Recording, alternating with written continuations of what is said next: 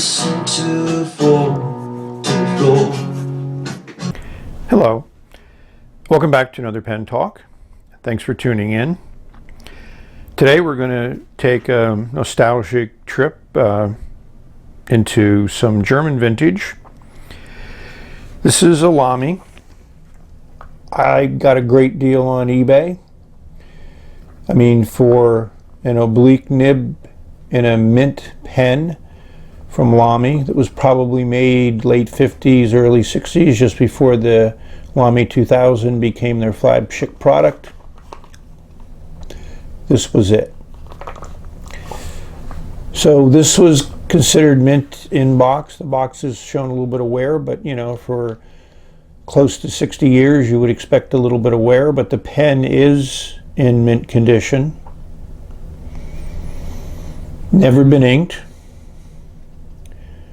So we pull around here, we'll see if we can pick up the engraving.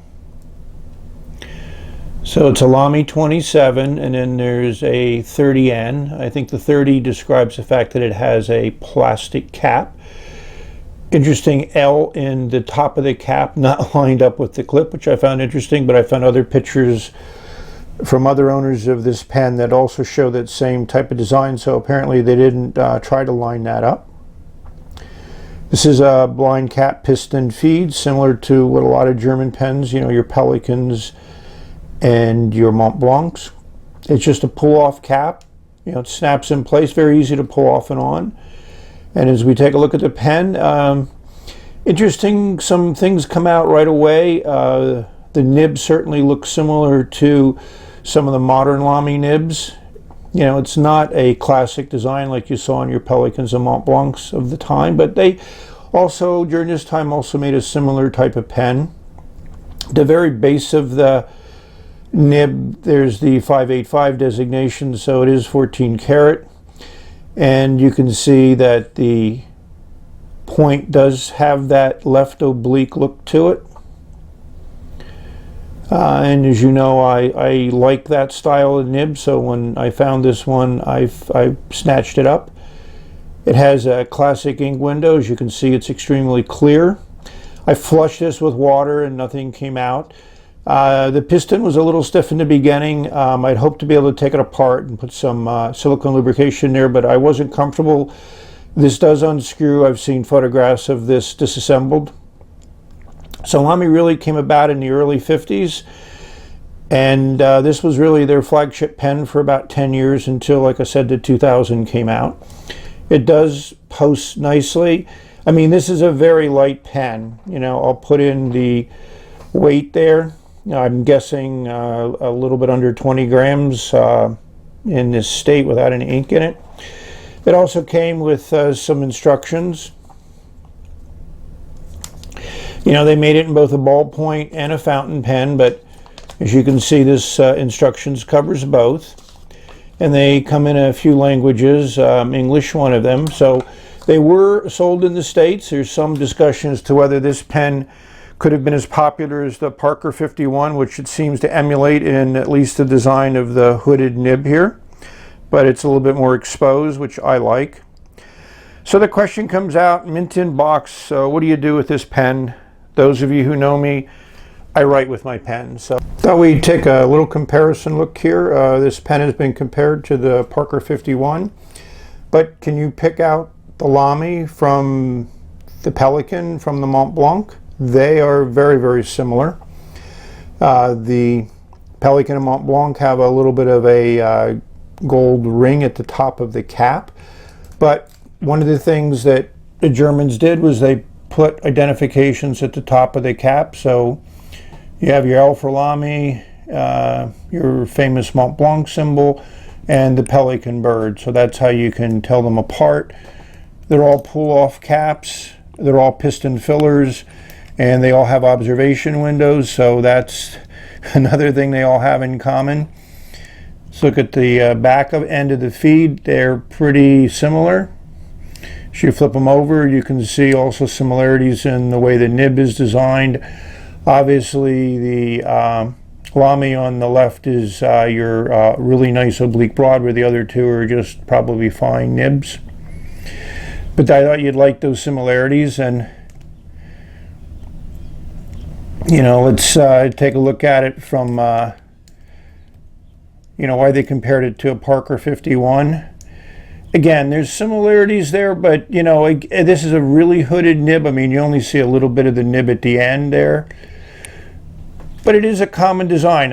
I think Lamy was more interested in doing something to compete against their German pen manufacturers versus competing against this one. Of course, there's your ink window, which you can't see because there's ink in, where there was no window in here.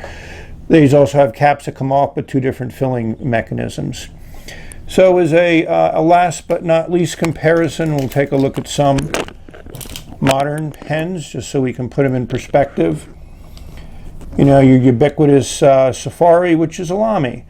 And it is a bigger pen than the 27. Here's a Pilot 78G, which is probably very close. And then your TWSBI 580, which gets a lot bigger. So if we move these around, you can get an idea of what it's like. So let's put some ink in it, and for the first time in the history of this pen, we'll put it to paper. It'd be nice to write with this for a while, but I will do that afterwards, and we'll take a look at what that looks like. I'm going to do this, whoops, I should have shown you that before I took the cap off. I've got into a lot of newer inks and different inks, so this is Papier Plume Violet. So I thought that would be a nice appropriate ink. I want something with some intensity to it, and I think this will do fine. So we'll see if we can catch. The first thing we're going to do is bring the piston down.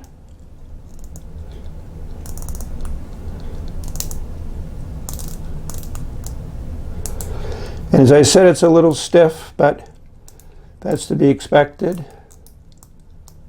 And there you can see the piston coming down.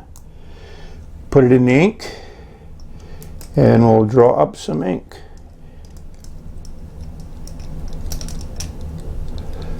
Leave it set for a few seconds. The feed seemed to be, like I said, there was no ink in this pen before, so everything is pretty open. We'll do a wipey wipe, recap the ink, post the pen because I think it works fine posted. It posts nice, deep, and securely. Bring our paper into play. As you can see, I used this for my 52V Franken pen that I recently sold. And the owner, Larry, the new owner of the pen, I'm very happy to report, enjoys it and likes it. So I think that's great to repurpose a pen and put it into a new home where it will find a new life and a new owner. But this is the pen we're talking about now. So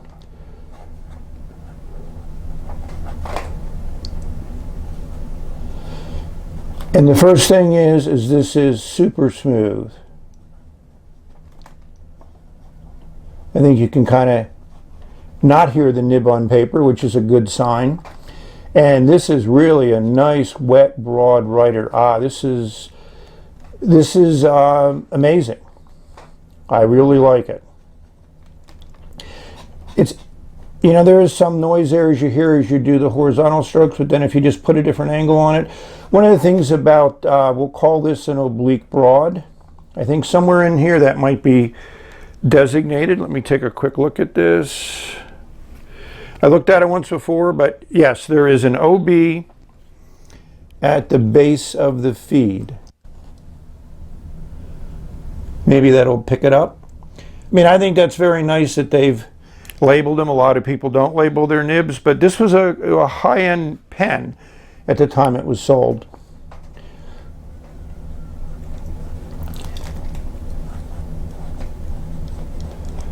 And hopefully you like this ink color.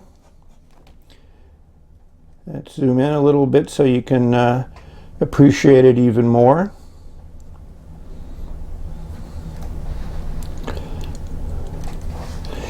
So I'm going to do a couple of these videos because I've been quite fortunate to get some really good buys on eBay, and I like to share those with my viewers and hopefully encourage you to be a little adventurous if you're into pens. I mean, for the price of this pen, I just find it excellent. I mean, could spend 5 or 6 or 7 times as much and not get as good a writer as this is.